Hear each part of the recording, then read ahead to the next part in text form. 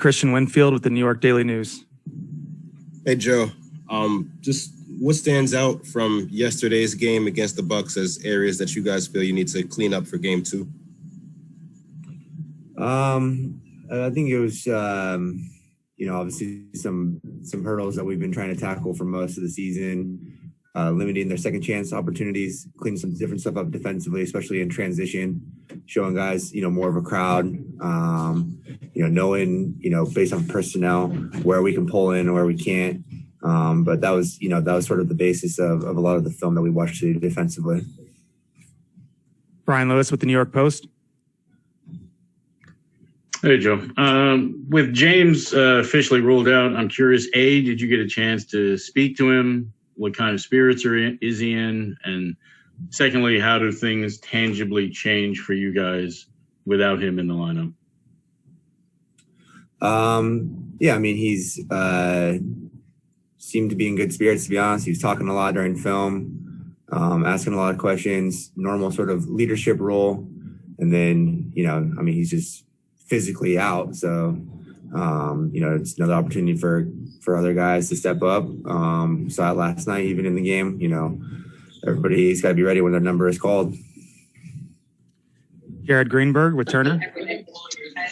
Joe, the other day you were speaking about Jeff Green's impact in terms of keeping everything together. I'm curious, once James came to the team, what type of impact did he have leadership-wise with you guys, and what's his voice been like in the locker room?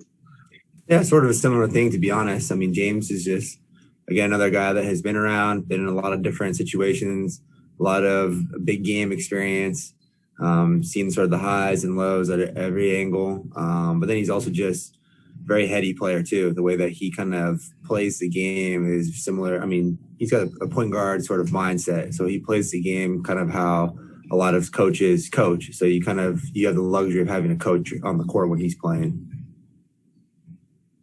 Greg Logan with Newsday. Joe, after, James has played such a huge playmaking role for this team, how much will you miss that? And yet, did you feel like there was a good response last night, that the ball didn't stick, you got more people involved, and is there something you can take from that and kind of emphasize going forward? Yeah, we'll definitely miss it a lot.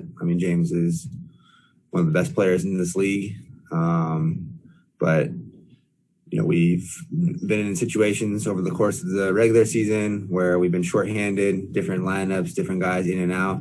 And, the whole philosophy doesn't necessarily change. It's about trying to play the right way, play for each other, compete at a high level, both ends, and try and put it together for a full 48. Justin Walters with Pix 11. Hey, Joe, I wanted to ask you about the other James, that being Mike. He's only been with the team for a month, played extended minutes, came up huge for you guys in game 1. What's impressed you the most of how he's bought into the culture and stepped in, even though sometimes his number isn't always going to be called? Yeah, I think Mike, again, is just, he's an older player. He's been in the league before. He's played high level overseas. So just a level of professionalism, knowing to stay ready whenever your number is called. Bruce Beck, NBC4. Hey, Joe, you mentioned it briefly, the experience that you guys have of playing shorthanded. Does that really come to the fore here again? Yeah, definitely, because you never know, what's going to happen over the course of the playoffs. You see it year after year where different people have huge impacts, being able to come in, and it might be, the 10th, 11th, 12th, 13th, 14th guy on the roster. You just never know, what's going to happen, what sort of situation presents itself. And then I think it's just about staying ready. Exactly like we were talking with, somebody like Mike James, where he didn't play at all in the first series, but number is called, he's ready to go. Back to Christian Winfield. Hey, Joe, the Bucks shot, 6 for 30 from three-point range in game 1. Are you anticipating them to make more of those shots? And how do you, do you adjust anything knowing that they're not going to shoot 6 for 30 again? Like, how do you approach that?